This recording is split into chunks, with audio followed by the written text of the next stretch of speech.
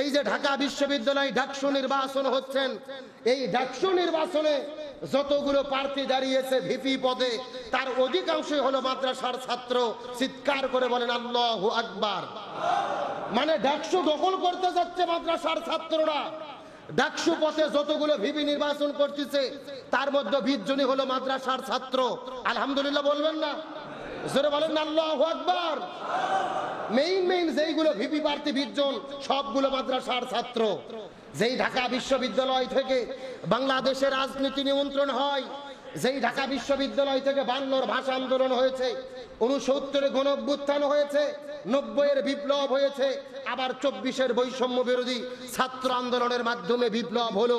যেই ঢাকা বিশ্ববিদ্যালয়ের প্রাচ্যের অক্সফোর্ড বলা হয়, এই ঢাকা বিশ্ববিদ্যালয়ের ছাত্র সংসদ ডাকসুতে ভিপি নির্বাচন করতেছে অধিকাংশ মাদ্রাসার ছাত্র। নিঃসন্দেহে এখান থেকে প্রমাণ হয়েছে মাদ্রাসার ছাত্ররা আর পিছে নেই, তারা এগিয়ে যাচ্ছে। কথা বলেন ঠিক কিনা?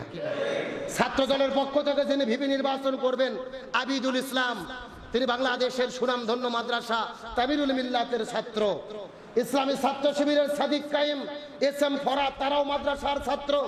তারপরে বাক্সাসের আব্দুল কাদের, গণঅধিকার পরিষদের বেনিয়ামিন মোল্লা, সকলেই মাদ্রাসার ছাত্র। তার মানে বোঝা যাচ্ছে যেই ভিপি হোক সেই মাদ্রাসার ছাত্র। আলহামদুলিল্লাহ বলেন। তোমরা মাদ্রাসার ছাত্রদেরকে দেখে ঘৃণা করতে, ন্যারোমাইন্ড মনে করতে, এদের জ্ঞান নাই, বুদ্ধি নাই, অথচ মাদ্রাসার ছাত্র তাদের মেধা দিয়ে, যোগ্যতা দিয়ে ভর্তি যুদ্ধের মাধ্যমে ঢাকা বিশ্ববিদ্যালয়ে ভর্তি হয়েছে, আবার নেতৃত্ব দিয়ে তারা ডাকসুর প্রধান হচ্ছে। তার মানে বোঝা যায় মাদ্রাসাকে আর পিছিয়ে রাখা যাবে না। আগামীর বাংলাদেশে মাদ্রাসার ছাত্ররাই নেতৃত্ব দেবে ইনশাআল্লাহ। আরো জোরে বলেন ইনশাআল্লাহ। কিন্তু ইসলামী ছাত্র শিবিরের প্যানেলের যেই ভাইরা রয়েছেন, সাদিক কায়েম, এসএম ফরাদ, সাবিকুন নাহার, তামান্না, এদের যেই পোস্টার ব্যানার গুলো লাগানো হয়েছিল, ফেস্টুন গুলো, সেগুলোকে খুলে ফেলা হয়েছে। এমনকি সাদিক কায়েম, যিনি 24 গণঅভ্যুত্থানের নায়ক ছিলেন, তার চোখ কানা করে দিয়েছে, ছবিগুলো বিকৃতি করেছে। সাবিকুন নাহার, তামান্না, আমাদের এক বোন ছাত্রী সংস্থার, তিনি নির্বাচনে দাঁড়িয়েছে হিজাব পরে, পর্দা করে, মুখটা পর্দা দিয়ে ঢাকা, মেকআপ দিয়ে ঢাকা, তার ছবি পর্যন্ত তারা চোখ কানা করে দিয়ে বিকৃতি করেছে। আমরা ইসলাম বিদ্বেষী নাস্তিক মোরতাদদেরকে বলতে চাই, তোমরাই বলো নারীদের স্বাধীনতা চাই, আমরা পরিষ্কার করে বলি, কাপড় খুলে উলঙ্গ হয়ে ঘোরা যদি নারীর স্বাধীনতা হয়ে থাকে, তাহলে পর্দা পরা, হেজাব পরা, এটাও আমাদের মুসলমান বোনের স্বাধীনতা। কিন্তু তোমরা শুধু উলঙ্গ হওয়াকে স্বাধীনতা মানো, হেজাব করা, পর্দা করাকে স্বাধীনতা মানতে চাও না। পরিষ্কার করে বলি, আমাদের হেজাব পরিহিত বোনের হেজাব, পর্দা, ছবি যারা বিকৃত করেছে, সাদিক কায়েম, এসএম ফরাদ, মহিউদ্দিনের ছবিকে যারা বিকৃত করেছে, তোমাদের ইতিহাস মনে করে দিতে চাই। ঢাকা বিশ্ববিদ্যালয় রাম, বাম, নাস্তিক, মোরতাদ, বেঈমানেরা প্রতিষ্ঠা হওয়ার বিরোধিতা করেছিল। এমন করে রবীন্দ্রনাথ ঠাকুর বলেছিল, ঢাকার মানুষেরা গরিব দরিদ্র, এরা অপসংস্কৃতি, এরা শিক্ষিত না, লুঙ্গি পরে ঘোরে, এদের বিশ্ববিদ্যালয়ের দরকার নাই, বিশ্ববিদ্যালয় কলকাতায় করো।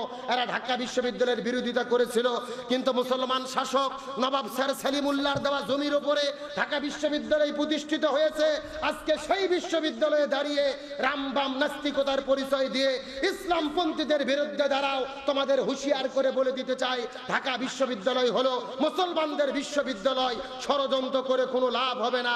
ডাকসু নির্বাচন শুধু নয়, আগামী সকল নির্বাচনে ইসলামপন্থীদেরই ঢাকা বিশ্ববিদ্যালয়ে বিজয় হবে। রামবাম ষড়যন্ত্র করে কোনো লাভ হবে? কাকে ভোট দেবা? যে উঠবে সেই মাদ্রাসার ছাত্র। সুবহানাল্লাহ বলেন। ষড়যন্ত্র করে কোনো লাভ? ইসলামপন্থীদের উৎখাত করতে সেজন্য আপনাদের বলতে চাই, আপনাদের ছাত্রদের, আপনাদের ছেলে মেয়েদের আর আপনারা স্কুল কলেজ জেনারেল শিক্ষায় শিক্ষিত নয়, মাদ্রাসাতে পড়ান। তারা কোরআনও পারবে, ইংরেজিও পারবে, বিজ্ঞানও পারবে, গণিতও পারবে। তার কারণ আমরা জানি, ইতিহাস ভুলে গেলে চলবে না। মাদ্রাসার শিক্ষায় শিক্ষা অর্জন করে পৃথিবীর শ্রেষ্ঠ চিকিৎসা বিজ্ঞানী ইবনে সিনার জন্ম হয়েছিল, সিনানের জন্ম হয়েছিল, ইমাম গাজালির জন্ম হয়েছিল, আল বেরুনির জন্ম হয়েছিল, ইবনে খালদুনের জন্ম হয়েছিল, ইবনে রুশদের জন্ম হয়েছিল। এই যে মুসলমান বিজ্ঞানীগুলো, যাদের ইতিহাস আমরা পড়তে চাই না, অথচ ব্রিটিশ আসার আগে তামাম পৃথিবীর নেতৃত্ব দিয়েছে, বিজ্ঞান আবিষ্কার করেছে এই মাদ্রাসা পড়ুয়া ছাত্রগুলো। সুতরাং আমরা বলতে চাই আলিয়া মাদ্রাসাগুলোকে, কওমি মাদ্রাসাগুলোকে ডিজিটাল ভাবে শিক্ষানীতি প্রণয়ন করে ছাত্রদেরকে তামাম পৃথিবীর সকল বিদ্যায় শিক্ষিত করে সেই রকম যোগ্যতা সম্পূর্ণ করে যদি আমরা তৈরি করতে পারি, ষড়যন্ত্র করে কোনো লাভ নেই। নৈতিকতা সম্পূর্ণ ইসলামপন্থী ছাত্ররাই এই দেশ এবং সমাজের নেতৃত্ব দেবে ইনশাআল্লাহ। যে কথা বলতে চাচ্ছিলাম লক্ষ্য করুন। তাহলে রাসূলের সাহাবী দাহিয়াতুল কালবি অন্যায় করলেন, তারপর আল্লাহর কাছে মাফ পাইলেন। তার কারণ গুনাহ যত বড়ই হোক না কেন, আল্লাহ বলে লা তাকনাতু মির রাহমাতিল্লাহ, আল্লাহর রহমত থেকে তোমরা নিরাশ হবে না। আল্লাহর কাছে তওবা করো, তওবা করলে জীবনের গুনাহকে কে মাফ করে দেবেন? আরো জোরে বলেন। আমি আলোচনা শুরু করেছিলাম পবিত্র কোরআনের সূরা ইমরানের 31 নম্বর আয়াতের মাধ্যমে। আমরা যদি আমাদের জীবনের গুনাহগুলোকে মাফ করে নিতে চাই, অনুসরণ করতে হবে কাকে? আল্লাহকে। কেন ভুলে গেছেন নাকি? অনুসরণ করতে হবে কাকে? আর রাসূলকে অনুসরণ করা সুন্নাত না ফরজ? দুই দল হয়ে গেলেন, এক দল বলতেছেন সুন্নাত, আর এক দল বলতেছেন ফরজ। রাসূলকে অনুসরণ করা কি ফরজ? জোরে বলেন, রাসূলকে অনুসরণ করা কি? তার কারণ রাসূলকে অনুসরণ করতে হবে, এটা কে ঘোষণা করেছেন? আর একটু জোরে বলেন।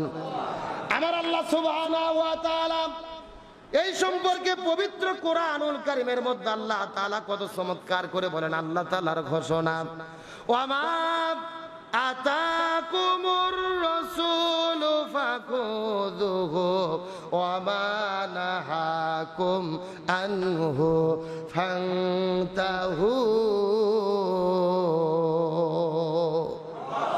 আর জোরে বলেন দেখি আল্লাহু আকবার। সূরা হাসর 28 নম্বর পারার 7 নম্বর পৃষ্ঠা 9 নম্বর লাইন 7 নম্বর আয়াতে কারিমা আল্লাহ তাআলা কত চমৎকার করে বলেন, হে পৃথিবীর মানুষেরা গভীর মনোযোগ বোঝার চেষ্টা করো। ওমা আতাকুমুর রাসূলু ফাখুযুহু, যদি তোমরা দুনিয়ার ভেতরে ইহকালীন শান্তি পেতে চাও, পরকালীন মুক্তি পেতে চাও, ওমা আতাকুমুর রাসূলু ফাখুযুহু, নবী যেটা করেছে, যেটা করতে বলেছে সেটা তোমরা করো।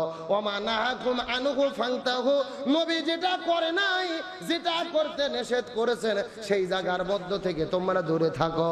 তার মানে বোঝা গেল নবী যা যা করেছে আমাদেরকেও তাই তাই করতে হবে, আর নবী যেটা করে নাই, যেটা করতে নিষেধ করেছে সেখান থেকে দূরে থাকতে হবে। চিৎকার করে বলেন তো দেখি, হুকুম কার? আরো জোরে বলেন।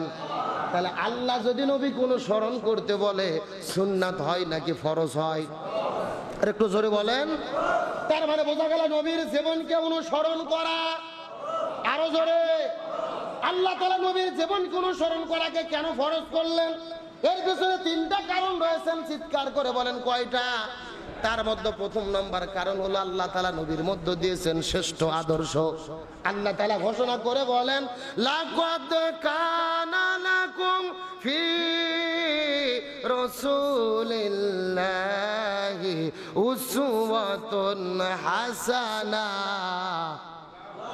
আরো জোরে বলেন আল্লাহু আকবার।